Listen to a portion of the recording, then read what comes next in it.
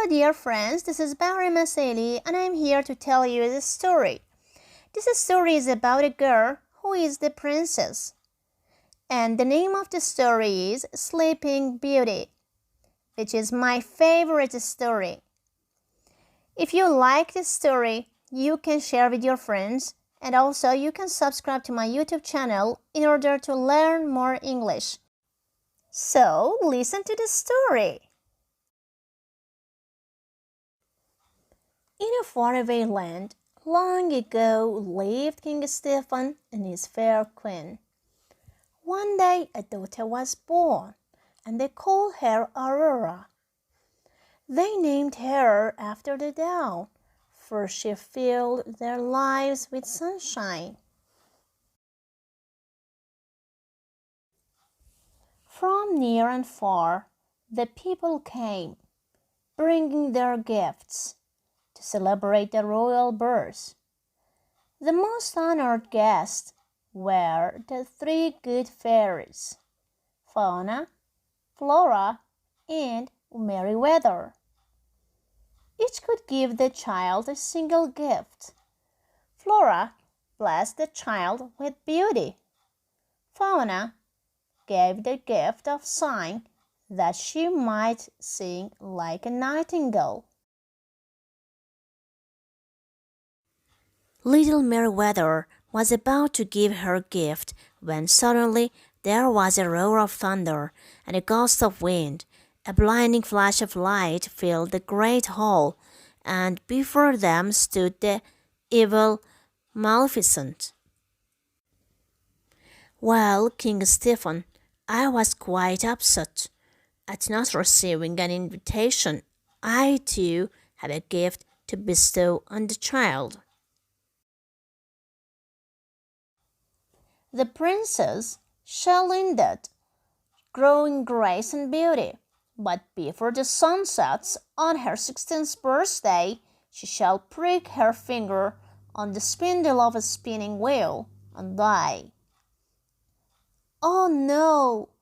The cry rose from every heart, but before anyone could seize Maleficent and make her take back her evil curse, she had vanished in a flash of flame. What a terrible situation!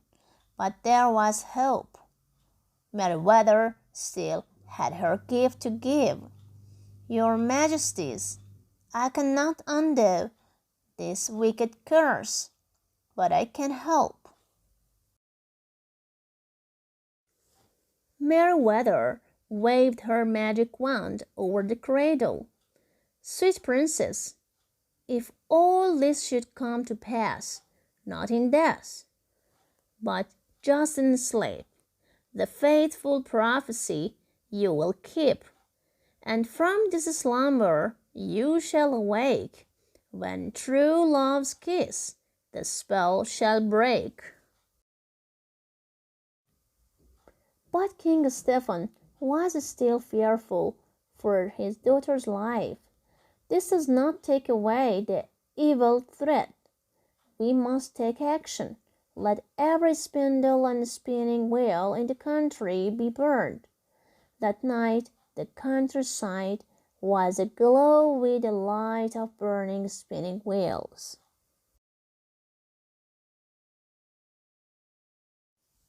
Meanwhile, the three good fairies were trying to think of a better plan. Merryweather told the others a bonfire won't stop Maleficent.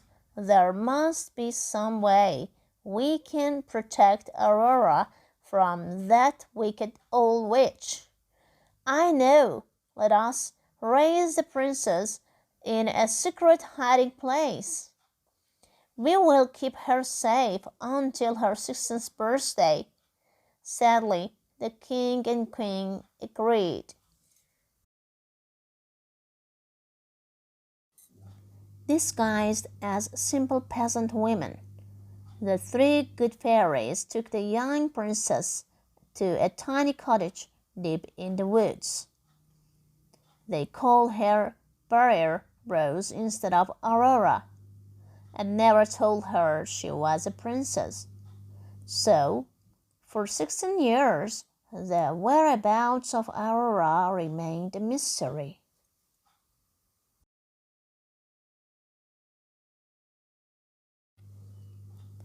On her 16th birthday, Berry Rose was picking berries when she chanced to meet a handsome young man riding in the forest. He was very kind. She was rather shy. She was not supposed to speak with strangers, but Berry Rose felt as if she knew him, for she had often dreamed of meeting someone so charming.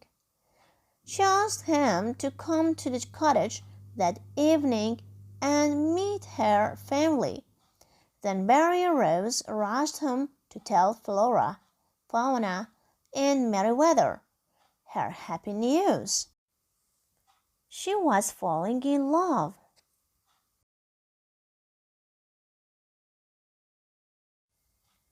When Berry Rose told the fairy godmothers about her true love, they grew sad. Since it's your 16th birthday, we must tell you the truth now. You are really the Princess Aurora. Your marriage to Prince Philip will take place this very evening in your father's castle. You can never see your handsome stranger again. Berry Rose burst into tears. Meanwhile, the young stranger rode off to tell his father that he had just met the girl of his dreams. Actually, the young man was Prince Philip. When he told his father, King Hubert, about Berry Rose, the king became very upset. What? You've fallen in love with some peasant girl? I won't have it. I promised my neighbor, King Stephen, that you would marry with his daughter. Aurora, you're a prince, and you're going to marry a princess. But Philip's mind was made up. Off the road to the cottage in the woods to meet his true love, Berry Rose.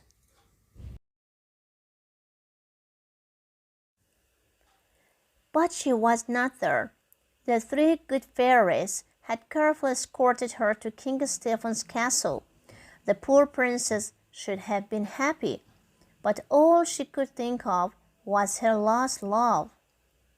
Merryweather led her up to her room. Cheer up, dear. You can't meet your father looking so glum. We'll leave you alone for a few moments to dry your tears.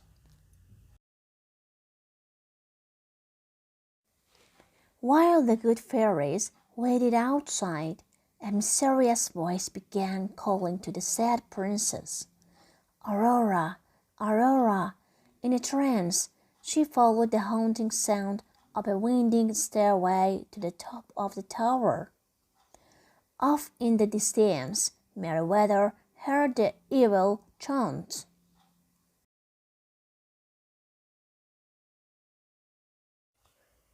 Listen, it's Maleficent. The fairies ride through the palace corridors searching for the princess. Rose, Rose, don't touch anything. But Maleficent's curse was far too powerful. The evil fairy called out from the shadows. Touch the spindle. Touch it. I say, as if in a dream, Aurora stretched out her hand to touch the shining spindle. The fairies finally found Maleficent, but alas, it was too late. You poor, simple fools, thinking you could defeat me? Me, mistress of all evil. Well, here's your precious princess. Maleficent pulled back her long cape to reveal the beautiful Aurora, lying in a deep sleep. Maleficent disappeared in a blaze of light. Her curse was complete. Now only true love's kiss could save Aurora. Meriwether knew they must do something. No one must ever know of this wicked deed. We'll put everyone to sleep until Rose awakens. As the fairies cast their spell over the castle, they heard King Herbert say, "My son, Philip, has lost his head. He fell in love with some girl named Barrier Rose." Flora realized that the young stranger Rose had met in the forest was really Prince Philip. But miles away, Maleficent was plotting. "Prince Philip is the only person who can break my evil curse. I must find him at once." She and her demon army captured Philip and locked him in a deep dungeon. But the good fairies flew to Philip's rescue and freed him. They armed him with a magic sword and led him to the sleeping princess. Maleficent was furious when she found that the prince had escaped. Determined to stop him, she turned herself into a fiery dragon, but her evil could not overcome Philip's magic sword, and his true love. Maleficent was destroyed. With the help of the three fairies, Prince Philip found the tiny tower room where his sleeping beauty lay. There, dreaming of her true love, was the Princess Aurora, the very same girl he had fallen in love with. He gave her a kiss. She opened her eyes and smiled. Maleficent's spell was broken. Soon the whole castle was awake, and the joyous wedding celebration began. And so, the Sleeping Beauty and her own true love were married and lived happily ever after.